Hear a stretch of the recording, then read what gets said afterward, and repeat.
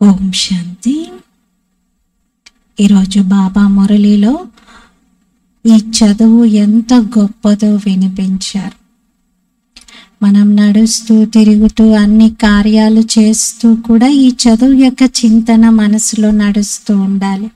ఏ విధంగా మంచి చురుకైన విద్యార్థులైతే ఏ పని చేస్తూ ఉన్నా వాళ్ళ సబ్జెక్ట్కి సంబంధించినటువంటి జ్ఞానాన్ని మనసులో నెమరువేసుకుంటూ ఉంటారు. అలాగే ఈ చదువు the best in the world అన్నారు బాబా. ఇంతకన్నా ఉన్నతమైన చదువు, ఇంతకన్నా గొప్ప చదువు ఇంకొకటి ఉండదు. కాబట్టి ఈ చదువు మంచి రీతిగా చదువుకోవాలి, చదువు పైన శ్రద్ధ పెట్టాలి. అలాగే బాబా ఆత్మిక దృష్టిని కూడా పక్కా చేయించారు. దేహాభిమానం పూర్తిగా సమాప్తం అవ్వడానికి ఆత్మిక దృష్టిని ప్రాక్టీస్ చేయాలి అన్నారు. ఇది 10th जुलाई मुरली। मीठे बच्चे, अब सतो प्रधान बन कर जाना है, इसीलिए अपने को आत्मा समझ निरंतर बाप को याद करने का अभ्यास करो। మధురమైన పిల్లలు ఇప్పుడు సతో ప్రధానంగా అయి ఇంటికి వెళ్ళాలి. కాబట్టి స్వయాన్ని ఆత్మగా భావించి నిరంతరం తండ్రిని జ్ఞాపకం చేసే అభ్యాసం చేయండి. ఉన్నతికి సంబంధించిన ఆలోచననే పెట్టుకోండి. మధురమైన పిల్లలు ఇప్పుడు సతో ప్రధానంగా ఇంటికి వెళ్ళాలి. కాబట్టి స్వయాన్ని ఆత్మగా భావించి నిరంతరం తండ్రిని జ్ఞాపకం చేసే అభ్యాసం చేయండి. ఉన్నతికి సంబంధించిన ఆలోచనలే చేయండి. స్వ ఉన్నతికి సంబంధించిన ఆలోచన సదా నడుస్తూ ఉండాలి. ప్రశ్న, पढ़ाई में दिन प्रतिदिन आगे बढ़ रहे हैं या पीछे हट रहे हैं, उसकी निशानी क्या है? ఈ చదువులో రోజు రోజుకి మనం ముందుకు వెళ్తున్నామా వెనక్కి వెళ్తున్నామా, ఇది గుర్తించడం ఎలా? జవాబు, पढ़ाई में अगर आगे बढ़ रहे हैं तो हल्केपन का अनुभव होगा. చదువులో ఒకవేళ మీరు ముందుకెళ్తున్నారు అంటే తేలికతనం యొక్క అనుభవం అవుతుంది. బుద్ధి మే రహేగా యా శరీర్తో చీచీ హై, బుద్ధిలో ఉంటుంది ఇంకా ఈ శరీరం అయితే చీచీగా ఉంది అని. ఇస్కో చోడ్నా హై, హమ్కో తో అబ్ ఘర్ జానా హై, దీన్నైతే వదిలేదే ఉంది ఈ శరీరాన్ని, ఇంకా నేను ఇప్పుడు ఇంటికి వెళ్ళాలి అని. దైవీ గుణ ధారణ కర్తే జాయింగే, దైవీ గుణాలను ధారణ చేస్తూ ఉంటారు. అగర్ పీచే హట్ రహే హే తో చలన్ సి ఆసురీ గుణ దిఖాయి దేంగే, ఒకవేళ ఈ చదువులో వెనక్కి వెళ్తున్నారు అని అనిపిస్తే దానికి గుర్తేమిటి అంటే ఆసురీ గుణాలు కనిపిస్తూ ఉంటాయి. నడుస్తూ తిరుగుతూ బాబా స్మృతియే ఉండదు వారికి. వారు పుష్పంగా అందరికీ సుఖాన్ని కూడా ఇవ్వలేరు. ఇటువంటి పిల్లలకు ముందు ముందు సాక్షాత్కారం అవుతుంది, ఆ తర్వాత శిక్షలు కూడా పొందాల్సి వస్తుంది. తను ఏం తప్పు చేయడం వలన ఇంత శిక్ష పడుతుంది అనేది సాక్షాత్కారం అవుతుంది. అందుకే చదువులో ముందుకెళ్తున్నామా లేదా అనేది మనల్ని మనం చెక్ చేసుకొని సరి చేసుకోవాలి. తేలికతనం అనుభవం అవ్వడం, ఇంకా ఇంటికి వెళ్తున్నాననే స్మృతిలో ఉండడం, పరంధామం ఇల్లు గుర్తొస్తూ ఉండడం, దైవీ గుణాలను ధారణ చేయటం, ఇవి చదువులో ముందుకెళ్ళేటువంటి వారి యొక్క గుర్తులు. ఇక వెనకబడుతున్నాము అంటే అన్ని ఆసురీ గుణాలు కనబడుతూ ఉంటాయి. ఇంకా మనలో కామ క్రోధ లోభ మోహ అహంకారాలు కనబడటం, బాబాను పూర్తిగా మరచిపోవడం, ప్రత్యేకంగా కూర్చొని బాబాను జ్ఞాపకం చేయాలి అనుకుంటే తప్ప నడుస్తూ తిరుగుతూ బాబా స్మృతిలో ఉండకపోవటం, ఇంకా పుష్పంగా అందరికీ సుఖాన్ని ఇవ్వకపోవటం, ఇలాంటివన్నీ లక్షణాలు మనం వెనకబడుతున్నామనే దానికి గుర్తు. అందుకే ఒకవేళ చదువులో వెనకబడినా మనలో ఇలాంటి లక్షణాలు ఉన్నా ముందు ముందు శిక్షలు పడతాయి. ఆ శిక్షలు పడే ముందు మనకి సాక్షాత్కారం కూడా జరుగుతుంది. ఈ తప్పు చేయడం వలన లేదా ఇలా నిర్లక్ష్యం చేయడం వలన ఈ రకంగా శిక్ష పడుతుంది అని. ఓం శాంతి. బుద్ధిలో ఈ ఆలోచన ఉండాలి, నేను సతో ప్రధాన స్థితిలో ఈ సృష్టిలోకి వచ్చాను. ఆత్మిక తండ్రి ఆత్మిక పిల్లలకు అర్థం చేయిస్తున్నారు. ఇక్కడైతే అందరు కూర్చున్నారు. కొందరు దేహ అభిమానిగా ఉంటే కొందరు ఆత్మాభిమానిగా ఉంటారు. కొందరు ఒక్క సెకండ్లో దేహాభిమానిగా, కొందరు ఒక్క సెకండ్లో ఆత్మాభిమానిగా అవుతూ ఉంటారు. ఏ ఒక్కరు కూడా రోజంతా ఆత్మాభిమానిగానే ఉండి కూర్చుంటున్నాను అని చెప్పలేరు. బాబా అర్థం చేయిస్తారు, ఏదో ఒక సమయంలో ఆత్మాభిమానిగా, ఏదో ఒక సమయంలో దేహాభిమానిగా అవుతూనే ఉంటారు. అంటే దేహం యొక్క అభిమానంలో కూడా మధ్య మధ్యలో వస్తున్నారు. ఎంత ఆత్మాభిమాని స్థితి పైన అటెన్షన్ ఇచ్చినా ఎక్కడో ఒక చోట దేహాభిమానంలోకి వస్తూ ఉంటారు. ఇప్పుడు పిల్లలు మీకైతే తెలుసు, మేము ఆత్మలం ఈ శరీరాన్ని విడిచి ఇంటికి వెళ్తాము. చాలా సంతోషంగా వెళ్ళాలి. ఈ విధంగా పిల్లలను చూడండి, స్కూల్కి తీసుకొచ్చే సమయంలో ఎలా ఉంటాయి పిల్లల ముఖాలు. కానీ ఇంటికి వెళ్ళే సమయంలో ఒక్కసారిగా పిల్లలందరి ముఖాలు వెలిగిపోతాయి, ఇంటికి వెళ్తున్నాము అని. మరి మనం ఎంత కాలం అయింది ఈ సృష్టిలోకి వచ్చి, ఇప్పుడు తిరిగి ఇంటికి వెళ్తున్నాం, పరంధామం ఇంటికి. కాబట్టి చాలా సంతోషంగా వెళ్ళాలి. రోజంతా ఇదే చింతన నడుస్తూ ఉండాలి, మేము శాంతిధామానికి వెళ్తున్నాం. ఎందుకంటే బాబా మనకి దాని మార్గాన్ని చూపించారు. ప్రపంచంలో అందరైతే ఇలా భావిస్తూ ఏమి కూర్చోవట్లేదు, ఇంటికి వెళ్తున్నాము అని వారికి తెలియదు. ఈ శిక్షణ వారికేమీ లభించలేదు, వారికి అసలు ఆలోచనలో కూడా ఉండదు. అది మీకు అర్థమవుతుంది, ఇది దుఃఖధామము, ఇప్పుడు బాబా మాకు సుఖధామానికి వెళ్ళే దారిని చూపిస్తున్నారు అని. ఎంతెంత బాబా స్మృతిలో ఉంటారో అంత సంపూర్ణంగా అవుతారు. యథాయోగ్యంగా శాంతిధామానికి వెళ్తారు.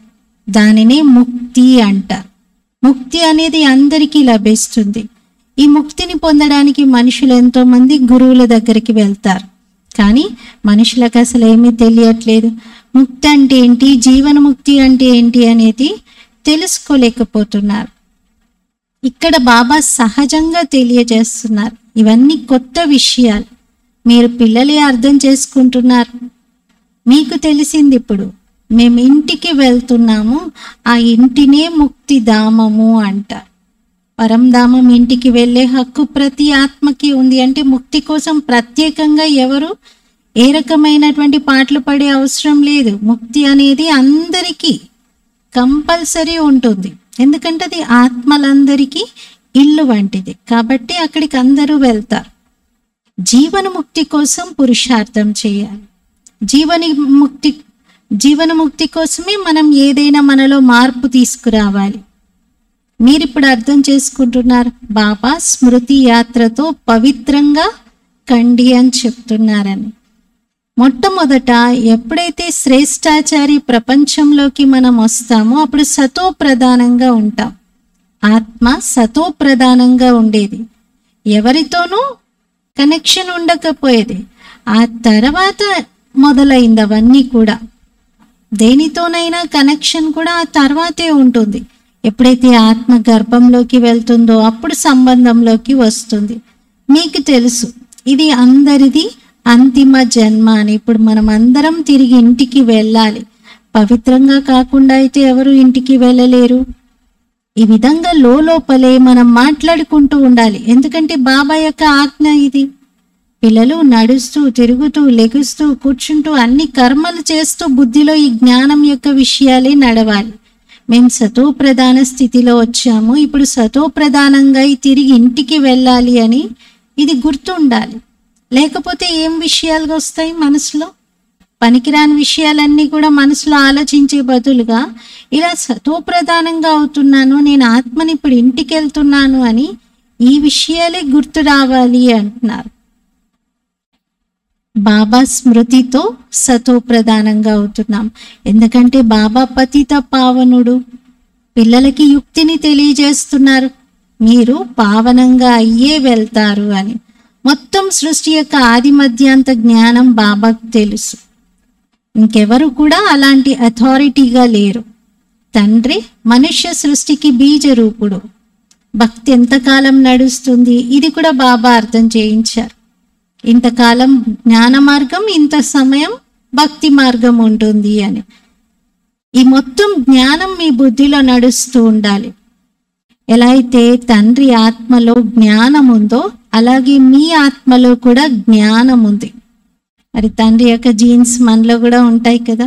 శివబాబాలో జ్ఞానం ఉంటే మనలో కూడా జ్ఞానం ఉంది. శరీరం ద్వారా మనం వింటున్నాం, తర్వాత వినిపిస్తున్నాం. శరీరం లేకపోతే ఆత్మ మాట్లాడలేదు కదా. ఇందులో ప్రేరణ లేక ఆకాశవాణి యొక్క విషయం అయితే లేనే లేదు. బాబా క్లియర్గా చెప్పేశారు, ఆకాశవాణి అంటే మీ నోటి నుండి వచ్చేటువంటి వాణిని అని. ఆకాశం ఎక్కడో లేదు, మీ నోటిలో ఉంది. అందుకే కృష్ణుడి యొక్క నోట్లో మొత్తం ఆకాశం అంతా ఉన్నట్టు చూపించారు. భగవాను వాచేది. తప్పకుండా ముఖం అయితే కావాలి. మాట్లాడాలి అంటే ముఖం కావాలి, రథం కావాలి. అంతే తప్ప గుర్రము గాడిద యొక్క రథం అయితే బాబా తీసుకోరు కదా. బాబా ముందుగానే చెప్పేశారు, మనుష్యులంతా కూడా అంధకారంలో ఉన్నారు. కలియుగము ఇంకా 40,000 సంవత్సరాలు నడుస్తుంది అనుకుంటున్నారు. ఎంత అజ్ఞాన నిద్రలో నిద్రిస్తూ ఉన్నారు. బాబా వచ్చి అందరినీ మేల్కొల్పుతున్నారు.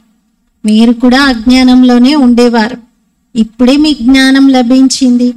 అజ్ఞానమని భక్తి చేస్తున్నంత సమయము ఏమీ తెలియకుండా చేశారు కదా, ఆ పీరియడ్ని అంటారు. ఇప్పుడు పిల్లలకి ఆలోచన రావాలి, నేను స్వ ఉన్నతి చేసుకోవాలి. మరి సత్యుగంలో ఉన్నతమైన పదవిని నేను పొందాలి. మరి పొందాలంటే నేనేం చెయ్యాలి అనే ఆలోచన రావాలి. మీరు ఇంటికి వెళ్ళి మళ్ళీ నూతన రాజధానిలోకి వచ్చి ఉన్నతమైన పదవిని పొందుతారు. దీనికోసమే స్మృతి యాత్ర. స్వయాన్ని ఇప్పుడు ఆత్మగా తప్పనిసరిగా భావించాలి. మనమందరం ఆత్మలం. మనందరి తండ్రి పరమాత్మ. ఇదైతే చాలా సింపుల్ విషయం, కానీ మనుష్యులకు ఇంత సింపుల్ విషయం కూడా అర్థం అవ్వటం లేదు. తుమ్ సమజా సక్తే హో కి యహ్ హే రావణ్ రాజ్. మీరు అర్థం చేయించవచ్చు ఇది రావణ రాజ్యము అని. అందుకే అందరి బుద్ధి భ్రష్టాచారిగా మారిపోయింది. మనుషులు అనుకుంటారు వికారాల్లోకి వెళ్ళకపోతే పావనంగా ఉన్నాము అని. అంటే చెడు వికారాలు లేవు, కామ వికారం లేదు అంటే ఇంకా నేను పావనంగా ఉన్నాను, పవిత్రంగా ఉన్నాను అనుకుంటారు. ఎలా అయితే సన్యాసులు వికారాలకి దూరంగా ఉన్నారు. వికారాలకి దూరంగా ఉంటే పావనంగా ఉన్నట్లేనా? కాదంటున్నారు బాబా. బాబా ఏం చెప్తున్నారంటే మీరు అల్పకాలికంగా పావనంగా అవుతారు. ప్రపంచమైతే ఎంతైనా పతితంగానే ఉంది కదా. పావన ప్రపంచం సత్యుగంలోనే ఉంటుంది. పతిత ప్రపంచంలో సత్యుగం లాంటి పావనమైన స్థితి అయితే ఉండదు. ఇక్కడ అలాంటి పావనమైన స్థితి కనిపించదు. అక్కడ రావణ రాజ్యమే ఉండదు, వికారాల విషయమే ఉండదు. అంటే ఈ మొత్తం నాలెడ్జ్ అంతా మన బుద్ధిలో చక్రం లాగా తిరుగుతూ ఉండాలి. దీని చింతనే మనలో నడుస్తూ ఉండాలి. ఇది సుదర్శన చక్రం ఎలా అయితే అసురుల శిరస్సులన్నింటినీ కూడా ఖండించిందో అలా మన లోపల ఉన్న ఒక్కొక్క అవగుణం, ఒక్కొక్క బలహీనత అన్నిటి తలలు కట్టయిపోతాయి. ఇది స్వదర్శనం. మీరు జ్ఞాన సాగరం నుండి వెలువడినటువంటి జ్ఞాన నదులు. బాబాలో ఈ జ్ఞానం ఉంది కదా. మరి జ్ఞాన సాగరం నుండి జ్ఞానం అనేది ప్రవహిస్తుంది. శివబాబా అయితే ఎవరు సాగరుడు, మీరు ఎవరు సాగరుడు కాదు. ఎవరంటే సదాకాలం కోసం సాగరుడు బాబా. మనం అలా కాదు. మీరు పిల్లలు ఇప్పుడు అర్థం చేసుకుంటున్నారు. అందరూ బాయిగా ఉన్నారు. మీరు చదువుకుంటున్నారు. వాస్తవంగా నదులు మొదలైన వాటి విషయం అయితే లేదు. జ్ఞాన నది అని జస్ట్ కంపారిజన్ కోసం బాబా ఈ పాట వాడుతున్నారు తప్ప నిజంగా ఏదో నది కాదు, నిజంగా ఏదో సముద్రము కాదు. జ్ఞాన సాగరుడు అంటే చాలా విశాలమైనటువంటి జ్ఞానం, అంతు లేనటువంటి జ్ఞానం. ఎండ్లెస్గా నాలెడ్జ్ని బాబా ఇస్తూనే ఉంటారు. అందుకని జ్ఞాన సాగరుడు అన్నారు. మనం జ్ఞాన నది అంటే చాలా దూరం వరకు ప్రవహిస్తాం. చాలా మందికి ఉపయోగపడే విధంగా జ్ఞానాన్ని అందిస్తాం. అందుకని జ్ఞాన నది అన్నారు. నది అనగానే గంగా, యమున మొదలైనవి గుర్తొస్తూ ఉంటాయి. ఇప్పుడైతే మీరు బేహద్దులో నిలబడి ఉన్నారు. మీరందరూ ఆత్మలే, ఒక్క తండ్రి యొక్క పిల్లలు, పరస్పరం సోదరులుగా ఉన్నారు. మనం తిరిగి ఇంటికి వెళ్ళాలి. ఎక్కడి నుండైతే వచ్చి శరీరం అనే ఆసనం పైన విరాజమానం అయ్యామో మళ్ళీ అక్కడికి వెళ్ళాలి. పరంధామం నుండి వచ్చాం కదా, మళ్ళీ ఆత్మ ఈ శరీరం అనే సింహాసనం వదిలిపెట్టి పరంధామం వెళ్తుంది. కానీ చాలా చిన్న ఆత్మ. ఇంత చిన్న ఆత్మలో ఎంత నాలెడ్జ్ ఉంది. ఈ చిన్న ఆత్మ యొక్క సాక్షాత్కారం ఎవరికైనా జరిగినా ఏమీ అర్థం చేసుకోలేరు. ఆత్మ దేహాన్ని విడిచిపెట్టి శరీరంలో మస్తకం నుండి వెళ్ళిపోతుంది. ఒక్కోసారి కళ్ళ నుండి, నోటి నుండి వెళ్ళిపోయింది అని చెప్తూ ఉంటారు.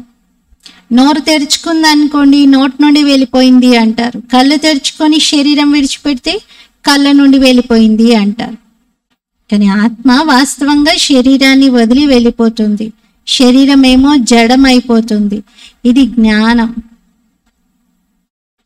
స్టూడెంట్ బుద్ధిలో మొత్తం రోజంతా చదువు యొక్క విషయాలే ఉండాలి. మీ బుద్ధిలో కూడా అంతే. ఎలా అయితే లౌకిక స్టూడెంట్స్ కొందరిని చూస్తాం కదా, బస్ స్టాప్లో అయినా చదువుకుంటూ ఉంటారు, బస్సులో ప్రయాణం చేస్తూ కూడా చదువుకుంటారు, ఆటోలో కూర్చొని కూడా చదువుకుంటారు, ఎక్కడ వెళ్తున్నా, నడుస్తూ, తిరుగుతూ, ఎక్కడ పార్క్లో కూర్చొని చదువుకుంటారు. చదువే బుద్ధిలో ఉంటుంది. అలా బాబా అంటారు, మీరు కూడా విద్యార్థులు, మనమైతే గాడ్లీ స్టూడెంట్స్. మన బుద్ధిలో ఈ చదువుకు సంబంధించిన విషయాలే నడుస్తూ ఉండాలి. మంచి మంచి స్టూడెంట్స్ చేతిలో ఎప్పుడు ఏదో ఒక పుస్తకమైనా కనబడుతూనే ఉంటుంది. వాళ్ళు చదువుకుంటూనే ఉంటారు. బాబా చెప్తున్నారు, మీది ఇది అంతిమ జన్మ. మొత్తం చక్రంలో అంతిమంలోకి వెళ్ళి అంతిమ రోజుల్లో మీరున్నారు. మీ బుద్ధిలో కూడా ఈ విషయాల స్మరణ జరుగుతూ ఉండాలి. ధారణ చెయ్యాలి, ఇతరులతో చేయించాలి, ఇతరులకు కూడా అర్థం చేయించాలి. కానీ చాలా మంది పిల్లల్లో ధారణ జరగట్లేదు. స్కూల్లో కూడా నంబర్ వారీగా విద్యార్థులు ఉంటారు. సబ్జెక్ట్స్ కూడా చాలా ఉంటాయి. ఇక్కడైతే సబ్జెక్ట్ ఒకటే ఉంది, దేవతగా అవ్వాలి. ఇదే చదువు యొక్క చింతన మీలో నడుస్తూ ఉండాలి. చదువంతా మర్చిపోయి మిగతా వేరే వేరే విషయాలు, వేరే వేరే ఆలోచనలు చేస్తూ ఉండడం అలా ఉండకూడదు. కొందరికి అన్ని విషయాలు గుర్తుంటాయి. ఎక్కడెక్కడవో సైడ్కి నిలబడి విన్నటువంటివి కూడా బాగా గుర్తుంటాయి.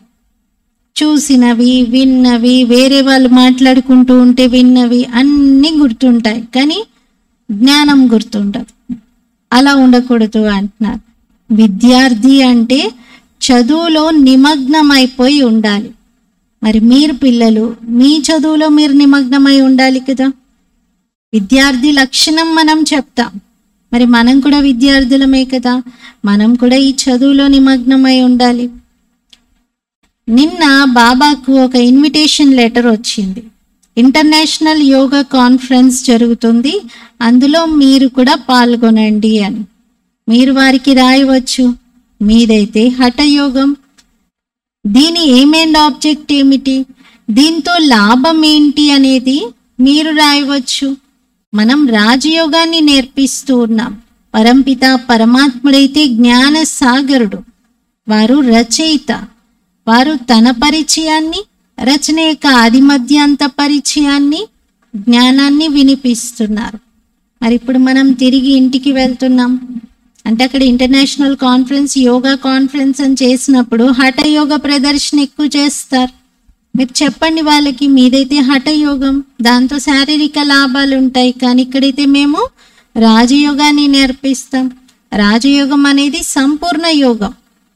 అన్ని రకాలుగా, మానసికంగా, శారీరకంగా, సామాజికంగా అన్ని రకాలుగా కూడా ఉన్నతిని పొందడానికి తోడ్పడేది. అబ్ హమ్కో వాపస్ ఘర్ జానా హై. ఇప్పుడు మనం అందరం తిరిగి ఇంటికి వెళ్ళాలి.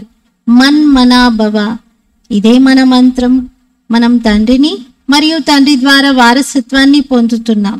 అంటే తండ్రిని పొందాము, బాబాను పొందడంతో మనకేం లభించింది? బాబా నుండి వారసత్వం లభిస్తుంది. మరి ఇంకా బాబాని జ్ఞాపకం చేయాలి, తండ్రి ఇచ్చే వారసత్వాన్ని జ్ఞాపకం చేయాలి. ఇక్కడైతే ప్రపంచంలో హఠయోగం మొదలైనవి నేర్పిస్తూ ఉంటారు. మరి దాని లక్ష్యం ఉద్దేశం ఏంటి? అదైతే వాళ్ళు చెప్పలేరు. మనం మన యొక్క లక్ష్యం ఉద్దేశం వినిపించినప్పుడు తప్పకుండా ఇది నేర్పించాలి. మేము ఇది నేర్చుకుంటున్నాము అనే విషయం చెప్పాలి. మేము రాజయోగం నేర్చుకుంటున్నాము అనేది చెప్పాలి. హఠయోగంతో ఏం లభిస్తుంది, మరి రాజయోగంతో ఏం లభిస్తుంది వినిపించండి. షార్ట్కట్లో అయినా రెస్పాన్స్ రాయాలి అంటున్నారు. ఇటువంటి ఇన్విటేషన్స్ ఎన్నో వస్తూ ఉంటాయి మీ దగ్గరికి. ఆల్ ఇండియా రిలీజియస్ కాన్ఫరెన్స్ యొక్క ఇన్విటేషన్ కూడా మీకు ఇంతకు ముందు వచ్చింది. మీరు చెప్పండి మీ యొక్క ఎయిమ్ అండ్ ఆబ్జెక్ట్ ఏమిటి. అలా వారిని అడిగినప్పుడు తప్పకుండా మీరు కూడా చెప్పండి మేము నేర్చుకుంటున్నాము అని. అప్నా జరూర్ బతానా చెయ్యి. మనది మాత్రం తప్పకుండా మనం చెప్పాలి. ఎందుకు? ఎందుకంటే ఇది రాజయోగం. మరి రాజయోగం వలన అందరికీ లాభం ఉంటుంది. ఇదే మనం నేర్చుకుంటున్నాం, చెప్పాలి. ఇక్కడ మేము చదువుకుంటూ ఉన్నాం, మాకు చదివించేది కూడా భగవంతుడు. ఇక్కడ అందరం బ్రదర్స్, స్వయాన్ని ఆత్మగా భావిస్తాం. అనంతమైన తండ్రే చెప్తున్నారు, స్వయాన్ని ఆత్మగా భావించి నిరంతరం నా స్మృతిలో ఉండండి, అప్పుడే మీ పాపాలు తొలగిపోతాయి అని. ऐसी लिखत बहुत अच्छी रीति छपाकर रख दो. ఇటువంటి వర్డ్స్ చాలా మంచిగా మీరు రాసి ప్రింట్ చేయించండి అంటున్నారు. ఫిర్ జహా జహా కాన్ఫరెన్స్ ఆది హో వహా భేజ్ దో. తర్వాత ఎక్కడెక్కడ కాన్ఫరెన్సెస్ జరిగితే అక్కడికి దీన్ని పంపించండి. రాజయోగం ద్వారా కలిగేటువంటి లాభాలు ఇవి అని వాళ్ళకు కూడా తెలుస్తాయి. అప్పుడు వాళ్ళు కూడా చాలా బాగా నియమానుసారంగా నేర్పిస్తున్నారు అని అనుకుంటారు. ఈ రాజయోగంతో రాజాది రాజులుగా విశ్వానికి యజమానిగా అవుతారు. ప్రతి 5000 సంవత్సరాలకు ఒకసారి మనం దేవతగా అవుతాం, తర్వాత మళ్ళీ మనుషులుగా అవుతాం. ఇలా విచార సాగర మంతన చేసి ఎక్స్ప్లెనేషన్ రాయాలి అంటున్నారు. అంటే చాలా బాగా మ్యాటర్ తయారు చేయాలి అంటున్నారు. ఉద్దేశం మిమ్మల్ని అడగవచ్చు ఎవరైనా, ఇది ప్రింట్ అయ్యి ఉందనుకోండి, అప్పుడు మీ ఎయిమ్ అండ్ ఆబ్జెక్ట్ కూడా అందరికీ తెలుస్తుంది. ఇలా రాయడంతో టెంప్టేషన్ కూడా కలుగుతుంది. ఏంటి విందాం, అసలు ఏంటి ఇలా రాశారు, నిజంగా మనుషుల నుండి దేవతలుగా అవుతారా, కల్పానికి ఒక్కసారా అంటే ఏంటి అని ఆసక్తి కలగాలి. వారికి వచ్చి అడిగే విధంగా తెలుసుకోవాలి అని అభిరుచి కలిగేలాగా చెయ్యండి అంటున్నారు. ఇక్కడ హఠయోగాల్లో మాదిరిగా శాస్త్రార్థం చేసేటువంటి విషయం ఉండదు. వారికైతే శాస్త్రార్థం చేసే అహంకారం ఉంటుంది. కొంతమంది బాగా తన విద్యనంతా కూడా వారి ముందు ప్రజెంట్ చేసి అందరిలో నేనే గొప్ప అని పేరు తెచ్చుకోవాలి అని చూస్తూ ఉంటారు. అలా అహంకారంతో ఉంటారు. వారిని శాస్త్రాల అథారిటీ అని భావిస్తారు. వాస్తవంగా అక్కడైతే వారు పూజారిగా ఉంటారు. అథారిటీని పూజ్యులు అంటారు. వాస్తవంగా అయితే వారు పూజారిలే. అథారిటీగా ఉన్నది ఎవరు అంటే పూజ్యులు. పూజారిని ఏమంటారు? ఇదైతే క్లియర్గా రాయాలి. మనం ఏం నేర్చుకుంటున్నాము అనేది స్పష్టంగా ఉండాలి. బీకే పేరైతే ప్రసిద్ధమై ఉంది. యోగాలు కూడా 2 రకాలుగా ఉన్నాయి. ఒకటి హఠయోగం, రెండవది సహజ యోగం. అక్కడైతే మనుషులు సహజ యోగము నేర్పించలేరు. రాజయోగం అయితే ఒక్క పరమాత్మనే నేర్పిస్తారు. మిగతా అనేక రకాల యోగాలు ఉన్నాయి మనుష్య మతాల అనుసారంగా. అక్కడ దేవతలైతే ఎవరి మతం పైన నడిచే అవసరమే ఉండదు. ఎందుకంటే వారు ఆల్రెడీ సంగం యుగంలోనే వారసత్వాన్ని తీసుకొని ఉన్నారు. దేవతలు అనగా దైవీ గుణాలు కలిగిన వారు. ఇకపోతే ఒక్క గుణం కూడా లేకుండా ఉన్న వారిని అసురులు అంటారు. దేవతల యొక్క రాజ్యము ఎప్పుడు ఉండేది? ఎన్ని జన్మలు వారు తీసుకున్నారు? పూర్తి 84 జన్మలు తీసుకోవడానికి ఎంత సమయం పట్టింది? ఇలా ఇవన్నీ మెట్ల చిత్రంలో అర్థం చేయించాలి. మెట్లు చాలా బాగున్నాయి కదా. మెట్ల చిత్రం ఎంత బాగుంది. మీ హృదయంలో ఈ మెట్లన్నీ కనబడుతున్నాయి కదా. మొత్తం ఆధారం అంతా చదువు పైనే ఉంది. చదువును సోర్స్ ఆఫ్ ఇన్కమ్ అంటారు. ఇది చాలా ఉన్నతమైన చదువు, ది బెస్ట్. ఇది ఈ చదువే ది బెస్ట్ అంటున్నారు.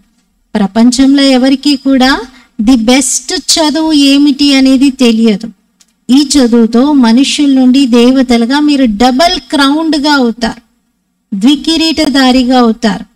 ఇప్పుడు మీరు ద్వికిరీటధారిగా అయ్యే పురుషార్థమే చేస్తున్నారు. చదువైతే ఒక్కటే. ఇక కొందరు ఒకలాగా, కొందరు ఇంకొకలాగా తయారవుతారు ఇదే చదువుతో. వండర్ అనిపిస్తుంది కదా. కొందరేమో చదువుతో రాజధాని స్థాపన చేస్తే అందులో రాజుగా అవుతే, కొందరేమో వెళ్ళి అక్కడ సేవకుడిగా అవుతారు. ఇంకా దుఃఖం విషయం అయితే అక్కడ రాజుకు ఉండదు దుఃఖం, సేవకుడికి కూడా ఉండదు. దుఃఖం ఉండదు, కానీ హోదాలో తేడా అయితే ఉంది కదా. ఇక్కడ కూడా అనేక రకాలుగా హోదాలు ఉంటాయి. మరి ఇక్కడ దుఃఖాలైతే అనేక రకాలుగా ఉన్నాయి. కరువు కాటకాలు ఏర్పడటం, అనారోగ్యము, రకరకాల రోగాలు, ధాన్యం కూడా దొరక్కపోవడం, వరదలు, తుఫాన్లు రావటం. భలే కోటీశ్వర్లుగా, లక్షాధికారిగా ఉండొచ్చు, కానీ జన్మైతే అందరూ వికారాలతోనే తీసుకున్నారు కదా. ఎక్కడైనా మోసపోయారు, లేదా ఏదో దోమకాటుకు ఏదో జబ్బు వచ్చింది. ఇవన్నీ దుఃఖాలే కదా. పేరే రౌరవ నరకం. మీరేమంటారు? ఫలానా వ్యక్తి స్వర్గస్థుడయ్యాడు అని అంటారు. అరే, స్వర్గం అయితే రాబోయేది ఉంది. అప్పుడే ఎలా వెళ్ళిపోతారు స్వర్గానికి? అసలు అది స్థాపనే జరగకముందు ఎలా వెళ్తారు స్వర్గానికి? ఎవరికైనా మీరు అర్థం చేయించడం చాలా సహజం అంటున్నారు. ఇప్పుడు బాబా అయితే పిల్లలకు ఒక ఎస్సే ఇస్తున్నారు, పిల్లలు రాయండి. రాయడం మీ పని. బాబా అయితే టాపిక్ ఇస్తారు, ధారణ చేసి రాయాలి అంటున్నారు. ధారణ చేసిన వారైతే రాయగలుగుతారు కూడా. ముఖ్యమైన విషయం పిల్లలకి బాబా అర్థం చేయిస్తున్నారు. స్వయాన్ని ఆత్మగా భావించండి. ఇప్పుడు తిరిగి ఇంటికి వెళ్ళాలి. మీరు సతోప్రధానంగా ఉండేవారు. మీ సంతోషానికి అవధులు లేకుండా ఉండాలి. ఇప్పుడు మీరు తమో ప్రధానంగా అయ్యారు. మరెంత సహజం ఇవి అర్థం చేయించటం. పాయింట్స్ అయితే బాబా చాలా వినిపిస్తూ ఉంటారు. మంచి రీతిగా వీటిని అర్థం చేసుకోవాలి. ఒకవేళ మీరు నమ్మకపోతే బాబా ఏమనుకుంటారు? ఈ కులానికి చెందిన వారే కాదు వీరు అని. చదువులో రోజు రోజుకి ముందుకు వెళ్తూ ఉండాలి, వెనక్కి వెళ్ళకూడదు. దైవీ గుణాలకి బదులుగా ఆసురీ గుణాలే ధారణ చేస్తున్నారు అంటే చదువులో వెనకబడుతున్నారని అర్థం. బాబా చెప్తారు, వికారాలని విడిచిపెట్టండి, దైవీ గుణాలని ధారణ చేయండి. చాలా తేలికగా ఉండాలి. ఈ శరీరం చీచీగా ఉంది, దీనిని విడిచిపెట్టాలి. ఇప్పుడు మనమైతే ఇంటికి వెళ్తున్నాం. తండ్రిని జ్ఞాపకం చేయకపోతే పుష్పాలుగా కాలేరు. చాలా శిక్షలు పొందాల్సి ఉంటుంది. ముందు ముందు అన్నీ సాక్షాత్కారం జరుగుతాయి. అప్పుడు అడుగుతారు, మీరేం సేవ చేశారు అని. మీరెప్పుడు కోర్టుకి వెళ్ళి ఉండకపోవచ్చు. బాబా అయితే అన్నీ చూశారు. కేసు ఎలా డీల్ చేస్తారు, ఎలా దొంగల్ని పట్టుకుంటారు, ఆర్గ్యుమెంట్ ఎలా నడుస్తుంది, జడ్జి గారు తీర్పుని ఎలా ఇస్తారు, ఇవన్నీ బయట కోర్టులలో అయితే అన్నీ కనబడతాయి. అయితే మీకు అంతిమంలో ధర్మరాజుపురి కూడా ఒక పెద్ద కోర్టే. అక్కడ ధర్మరాజు శిక్షను విధిస్తాడు. అక్కడ కూడా పిల్లలకి సాక్షాత్కారం చేయించడం జరుగుతుంది. ఎలా అయితే ఇక్కడ కోర్టులో సాక్ష్యాధారాలు లేకుండా ఎవ్వరికి శిక్ష విధించడం జరగదు, సేమ్ అలాగే బాబా సాక్షాత్కారం చేయిస్తారు. శిక్షలు తిని తర్వాత పైసకు కూడా విలువలేనటువంటి పదవిని పొందుతారు. టీచర్కి అయితే జాలేస్తుంది కదా, ఫెయిల్ అయిపోయారు ఈ పిల్లలు అని. తండ్రిని జ్ఞాపకం చేసేటువంటి సబ్జెక్ట్ అన్నింటికంటే మంచిది.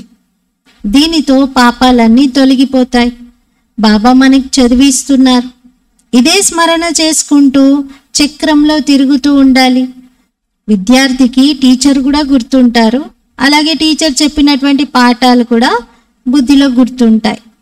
చదువు గుర్తొచ్చినప్పుడు తప్పకుండా టీచర్ కూడా గుర్తొస్తారు కదా విద్యార్థికి. టీచర్తో యోగం అనేది తప్పనిసరిగా ఉంటుంది. మాటి మాటికి ఈరోజు టీచర్ ఇలా చెప్పారు, ఇలా చెప్పారు, టీచర్ ఇలా అన్నారు. ఎన్నోసార్లు మాటల్లో పరస్పరం పిల్లలు టీచర్ని గుర్తు చేసుకుంటూ ఉంటారు. మీ బుద్ధిలో ఉండాలి, మేమంతా సోదరులైన మా అందరికీ టీచర్ ఒక్కరే, వారి సుప్రీం టీచర్. ముందు ముందు చాలా మందికి తెలుస్తాయి. అప్పుడు ఈ విషయాలన్నీ తెలుసుకొని ఓహో ప్రభు నీ లీల అపరమపారము అని అంటారు. అలా మహిమ చేసి మరణిస్తారు. కానీ వాళ్ళు ఏమీ పొందలేరు. దేహ అభిమానంలోకి రావడంతో ఉల్టా పనులే చేస్తూ ఉంటారు. ఆత్మాభిమానిగా అవడంతో మన ద్వారా మంచి కర్మలు జరుగుతాయి. బాబా చెప్తున్నారు, ఇప్పుడైతే మీరు వానప్రస్థ స్థితిలో ఉన్నారు, తిరిగి ఇంటికి వెళ్ళాలి. లెక్కాచారములన్నీ పూర్తి చేసుకునే వెళ్ళాలి. మీకు ఇష్టం ఉన్నా ఇష్టం లేకపోయినా వెళ్ళడం అయితే ఖాయం, తప్పనిసరిగా వెళ్ళాల్సిందే. ఒక రోజు ఎలాంటిది వస్తుంది అంటే మొత్తం ప్రపంచమంతా ఎంటీ అయిపోతుంది, ఖాళీ అయిపోతుంది. కేవలం భారతదేశమే ఉంటుంది. అర్థకల్పం కేవలం భారతదేశమే ఉంటుంది, మిగతా ప్రపంచమంతా ఖాళీగా ఉంటుంది. ఇలాంటి ఆలోచనలు ఎవరి బుద్ధిలోనూ రావు, మీకు తప్ప. ఆ తర్వాత మీకెవరు శత్రువులే ఉండరు అంటున్నారు. మనం సత్యుగానికి వెళ్ళాక మనకెవరు శత్రువులు ఉండరు. అసలు ఈ శత్రువులు వచ్చేది ఎందుకు? ధనాన్ని, మన దగ్గరున్న సంపదని దోచుకోవడానికి కదా. భారతదేశంలో ఎంతమంది ముస్లిమ్స్, ఆంగ్లేయులు వచ్చారు. వచ్చి ఏం చేశారు? ఎందుకు వచ్చారు వాళ్ళందరూ? డబ్బు చూసి, ఇక్కడ చాలా ధనం ఉంది, చాలా సంపద ఉంది అని అవి చూసి వచ్చారు. ఎంత సంపద, ఎంత ధనం ఉండేది, ఇప్పుడు లేదు. ఎందుకంటే అన్నీ తీసుకెళ్ళిపోయారు. డబ్బులన్నీ తీసుకొని ఖాళీ చేసి వెళ్ళిపోయారు. మనుషులకి తెలియట్లేదు. బాబా చెప్తున్నారు, ధనం అనేదైతే మీరందరూ మీకు మీరుగానే సమాప్తం చేసుకున్నారు. డ్రామా ప్లాన్ అనుసారంగా మీకు నిశ్చయం ఉంది కదా. ఇప్పుడు అనంతమైన తండ్రి దగ్గరికి మీరు వచ్చారు. ఎప్పుడు ఎవరికి ఆలోచన కూడా రాకపోవచ్చు ఇది ఈశ్వరీయ పరివారము అని. మీరు అలాంటి ఈశ్వరుడి సంతానంగా ఈ పరివారంలో ఉన్నారు. అచ్చా, मीठे मीठे सिकिलते बच्चों प्रति मात पिता बाप दादा का याद, प्यार और गुड मॉर्निंग। रूहानी बाप की रूहानी बच्चों को नमस्ते। हम रूहानी बच्चों की रूहानी बाप दादा को याद, प्यार, गुड मॉर्निंग और नमस्ते। मेरा बाबा, मीठा बाबा, प्यारा बाबा, शुक्रिया बाबा। ధారణ కోసం ముఖ్య సారము. ఫస్ట్ పాయింట్, నడుస్తూ తిరుగుతూ బుద్ధిలో చదువు యొక్క చింతనయే చెయ్యాలి. ఏ కార్యం చేస్తూ ఉన్నా బుద్ధిలో సదా జ్ఞానమే తిరుగుతూ ఉండాలి. ఇది ది బెస్ట్ చదువు. ఈ చదువుతో డబల్ క్రౌండ్గా అవ్వాలి. సెకండ్ పాయింట్, అభ్యాసం చేయాలి. మేమాత్మలం, పరస్పరం సోదరులం. దేహ అభిమానంలో రావడంతోనే తప్పుడు కర్మలు జరుగుతాయి. కాబట్టి ఎంత వీలైతే అంత ఆత్మాభిమానిగా ఉండాలి. ధారణలో ఫస్ట్ పాయింట్లో బాబా ఏం చెప్తున్నారు? ముందు చదువు యొక్క చింతనే నడుస్తూ ఉండాలి. నడుస్తూ తిరుగుతూ అన్ని పనులు చేస్తూ కూడా ఏ పని చేస్తూ ఉన్నా బుద్ధిలో జ్ఞానమే మననం జరుగుతూ ఉండాలి. ఎందుకంటే ఈ చదువు ది బెస్ట్ చదువు. ఎందుకు ది బెస్ట్ అంటున్నారు? దీంతో డబల్ కిరీటధారిగా అవుతాం కాబట్టి ఫస్ట్ పాయింట్లో బాబా చదువును గుర్తు చేయిస్తున్నారు. సెకండ్ పాయింట్లో మన ద్వారా తప్పుడు కర్మలు జరగద్దు, మీరు ఆత్మిక దృష్టితో పరస్పరం సోదరులం అనుకోండి, ఇంకా వికారి కర్మలేవి జరగకూడదు అంటున్నారు. वरदान, सत्यता की शक्ति द्वारा सदा खुशी में नाचने वाले शक्तिशाली महान आत्मा भव।